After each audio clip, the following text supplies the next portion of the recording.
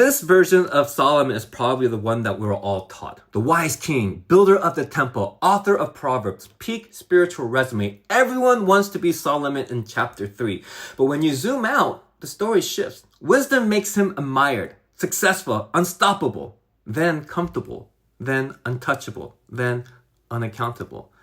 Nobody wakes up one morning and says, "Today I will destroy and ruin my life."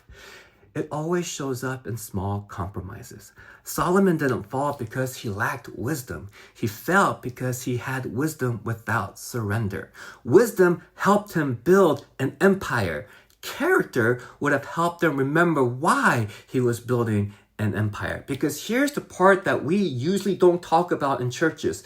Solomon built the temple for God and immediately built shrines for every other god to secure political alliances.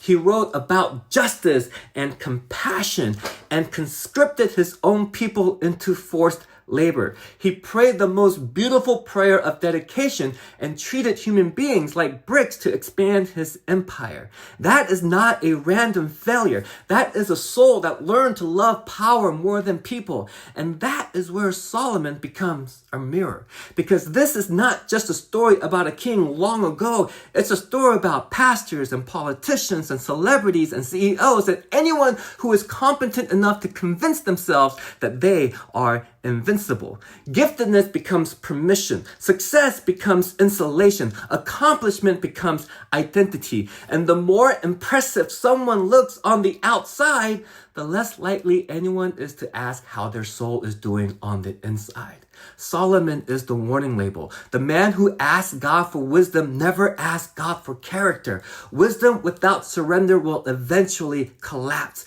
but character rooted in God will stand. Not because we get everything right, but because we are willing to be honest, willing to be corrected, willing to choose people over power, and faithfulness over image. That is how a soul stays whole.